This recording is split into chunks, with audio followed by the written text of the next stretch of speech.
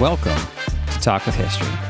I am your host, Scott, here with my wife and historian, Jenn. Hello. On this podcast, we give you insights to our history-inspired world travels, YouTube channel journey, and examine history through deeper conversations with the curious, the explorers, and the history lovers out there. Now, Jenn, before we get into our main topic, it's review time. So we actually got a couple of reviews. So I actually really appreciate that. We bumped up to our 10th 5-star review. Awesome. Huzzah. And we got another 5-star review on Apple Podcasts from a Miss Paula Daniels. So her 5-star review said, "Love this episode. Thank you for giving us a little more background to Masters of the Air." That was a really fun episode to do. And if you're listening, you can go back and find that in the podcast episodes, or we actually did a full video version of that podcast on the Walk with History, our Walk with History YouTube channel. She continued, "My husband and I have been watching as my husband's uncle was a B-17 radio tech/gunner based in, I think it's Foggia, Italy, from 1943 to 1944.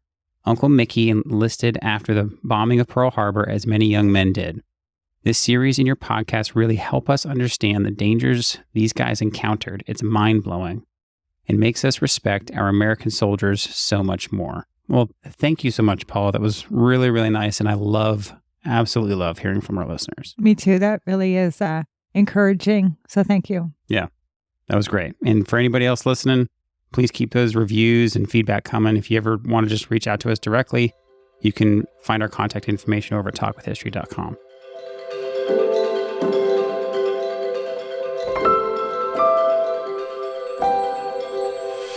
Today, we embark on a presidential pilgrimage unlike any other. A journey to the enigmatic and awe-inspiring ruins of President's Park here in Virginia. Imagine this: sunlight filtering through leaves as you stroll through rolling fields, and suddenly you come face to face with a 20-foot bust of George Washington or Abraham Lincoln and 41 other American leaders who came before them. It's an experience that's both humbling and unforgettable. But these aren't your typical pristine presidential statues. Weathered and decaying, they stand as remnants of an ambitious dream that never quite materialized.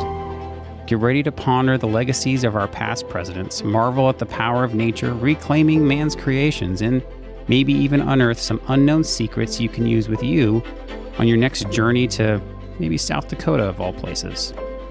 So whether you're a history buff, a fan of the unusual, or simply looking for a virtual adventure, this episode is for you. Grab your headphones, buckle up, and let's embark on a journey to the ruins of President's Park.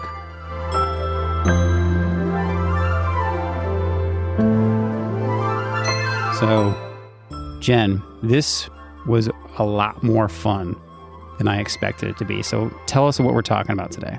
So if you ever wonder what happens to old theme parks when they close, think of like old Scooby-Doo episodes and stuff. So this was an established theme park outside of Colonial Williamsburg, and it opened in 2004, and it was busts of the first 43 presidents. Now, there's only 42 busts because Grover Cleveland served twice with someone in between. Oh, that's right. So I got my little intro. My intro was off there. And I didn't know that either until I read it a couple of times. I'm like, 42 busts, but there's 43 presidents. And they say because Grover Cleveland had a break, he's 25 and 27 or something like that. He served twice with a president between him. So it's these 18 feet to 20 feet busts of these presidents, and they are really grand and very intricate and detailed. It's just amazing to see them. So this park opened in 2004. And it was originally called just President's Park. It was called President's Park. Yeah. And it was like, if you go to Colonial Williamsburg, it's very much a tourist destination with the historic triangle. And we've done a lot of episodes: Jamestown, Yorktown, Colonial Williamsburg. This is something else for people to do. So basically, if you bring your family for a week to Colonial Williamsburg, how are you filling the days, right? Like you're taking them to Yorktown one day, you're taking them to Jamestown one day, you're spending a day in Colonial Williamsburg, and you're like, okay, what can I do? Oh, I'll take you to President's Park. So it was like a walk. It was outdoor, and it was a kind of a walk with these busts with 3 plaques in front of them. And the plaques would give you just details of their lives, of their presidencies, and then a bunch of like fun facts, trivia facts. Yeah. And we actually, funny enough, because if you're listening to this, we have a full video. So I highly encourage anybody listening to go watch the video because you can really get a good feel for how big these busts are. And like you said, how grand they are. But a friend of ours, Chris, from over another history YouTube creator at WitDocs, he commented on the video and I actually went there in, I think it was 2005. And he says, I've got pictures somewhere. They may be lost to time, but he actually went there and paid and walked through the park and did all the stuff. Yeah. And if you have gone and have pictures, the gentlemen who run it now want those pictures. So there's a website, the President's Heads, that are run by the two men who now run these weekend visits. And they're looking for original pictures so they can show those to people who come and visit what the park originally looked like. Oh, cool. So, like I said, it was outdoor. It was like a walk around where you walked around and they were in order of their presidencies. And then there was some exhibits inside and they said they had like first ladies' dresses and things like that. Things you can see today at the Smithsonian. But unfortunately, the museum went bankrupt in 2010. So basically, it only was around for 6 years. And they auctioned off the land, and the bus was supposed to basically be recycled, destroyed. They're made of metal. So there's metal inside of a metal framing, which you could recycle that. And then there's cement over the metal with plaster over the cement. And the gentleman who was supposed to recycle them is the gentleman who actually took them and put them on his property. Yeah, I think he either purchased them or worked out a deal, adjusted it. He had been hired to recycle and get them off the land. And then instead he was like, well, hey, let me work something out so I can take these and do something else with them. Yeah, he figured maybe I can open another park. Now, they were originally created, this Everett Newman II was a local entrepreneur in Colonial Williamsburg. It was his idea to make this original President's Park. And then he hired sculptor David Addix to sculpt these sculptures. And he really used, if you can think of Mount Rushmore as his inspiration. I mean, and you can, this is a pretty easy Google search, right? Or look in our show notes for some links.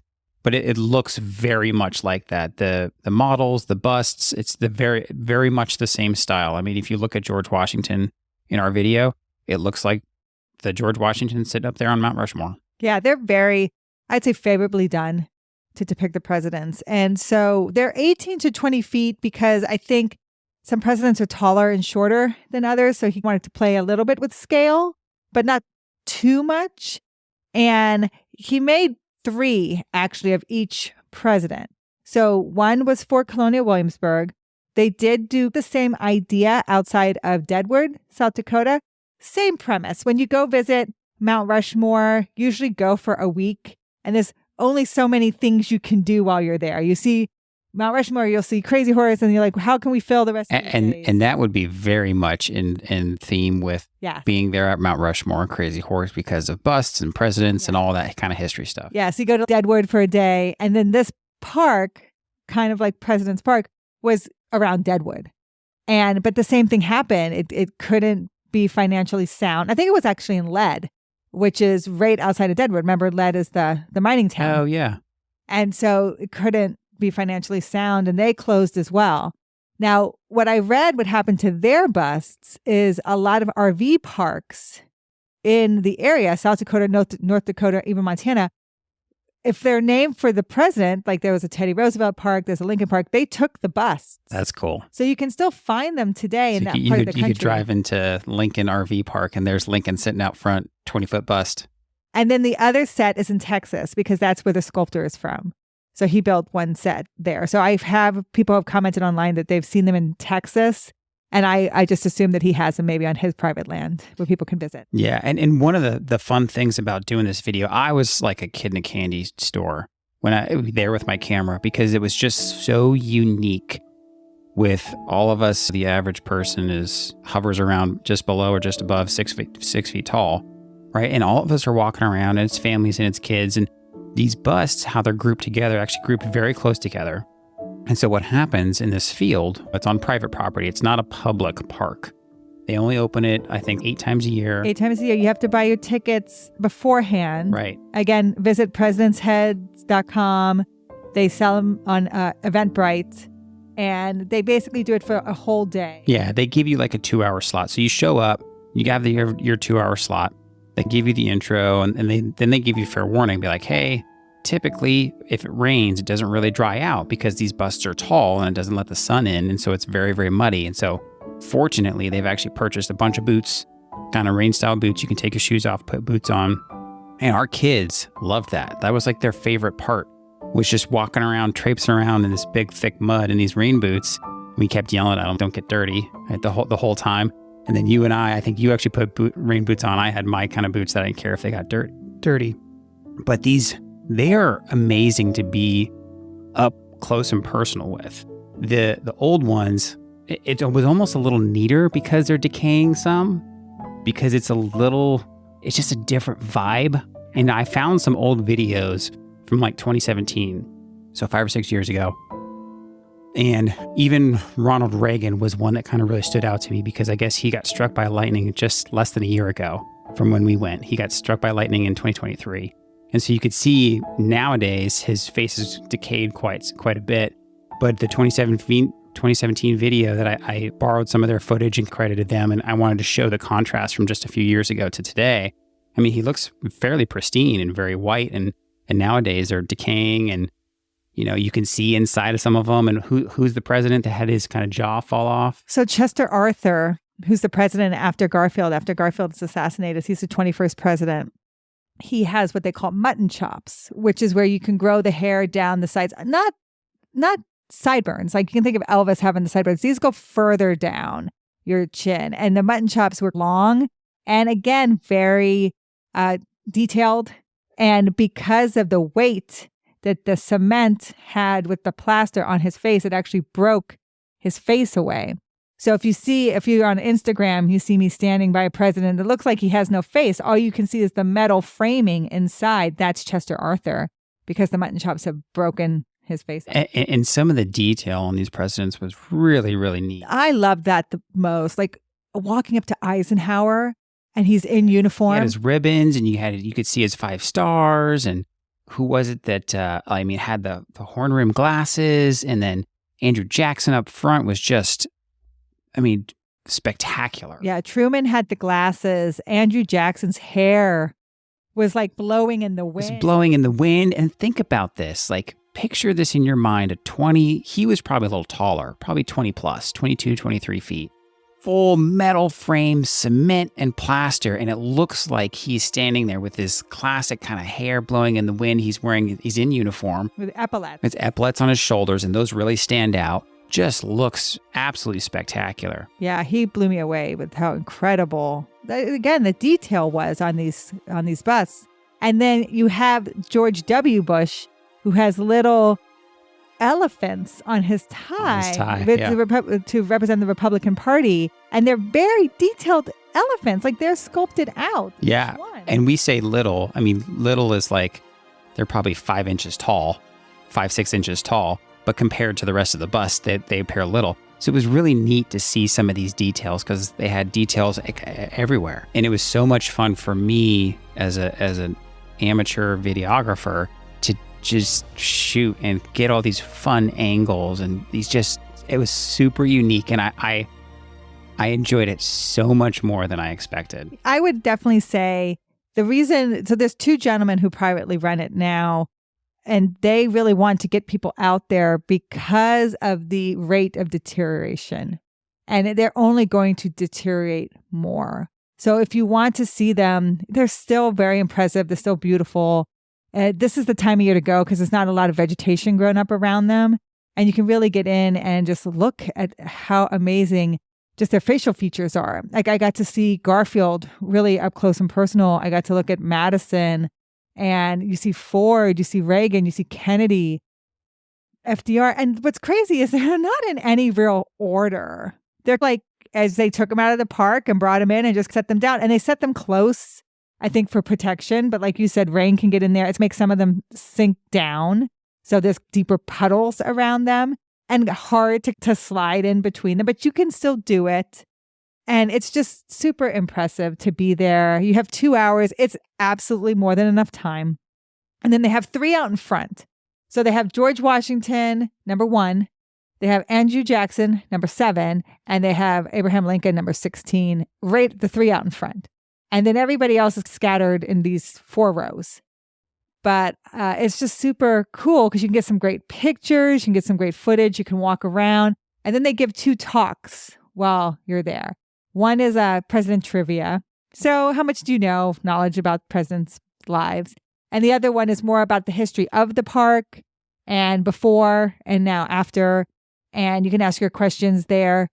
We always get questions like they only have up to George W. Bush. That's when they stopped making busts. Now they have a prototype of President Obama. It's like a little bust. I think the nickname there is Baby Obama. Baby Obama. Yeah. Because they were going to make a bust from that, but they never got around to it. And so they have that there so you can see it as well. But after Obama, there's no other bust. So don't ask. It's always someone's opinion about that.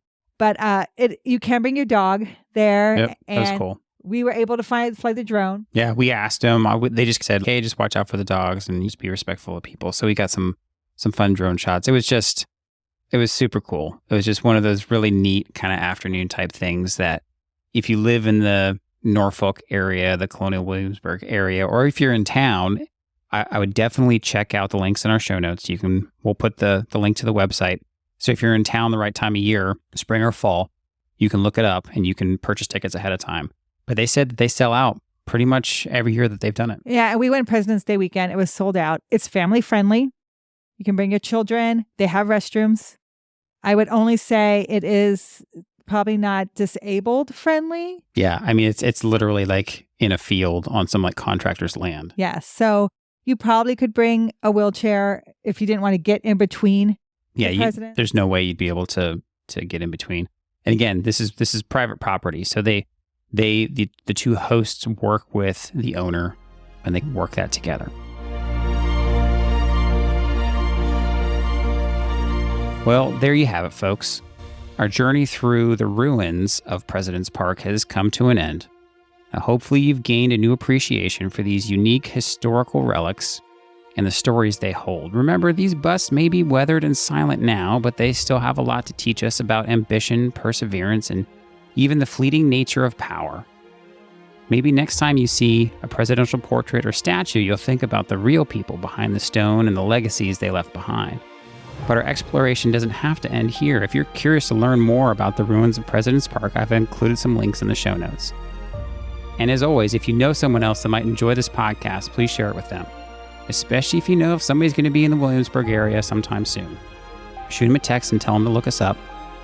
We rely on you, our community, to grow, and we appreciate you all every day. We'll talk to you next time. Thank you.